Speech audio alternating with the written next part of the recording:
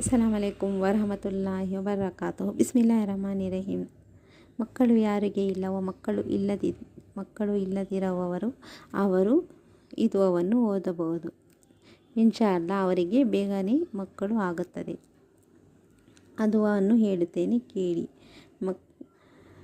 ಗಂಡ ಹೆಂಡತಿ ಇಬ್ಬರು ಓದಬಹುದು. ಇಶಾದ ನಂತರ 5 ಟೈಮ್ ನಮಾಜ್ ಮಾಡಲೇಬೇಕು. 5 ಟೈಮ್ ನಮಾಜ್ ಮಾಡಿ ಇಶಾ ನಮಾಜಿನ ನಂತರ ಅದೇ ಜಾಗದಲ್ಲಿ ಕುಳಿತುಕೊಂಡು ಸೂರೆ ಅಲಂ ನಶ್ರ 70 ಬಾರಿ ಓದಬೇಕು.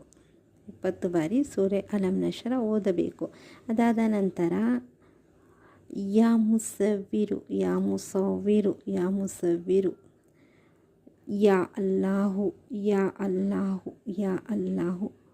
336 ಸತಿ 336 ಬಾರಿ ಓದಬೇಕು.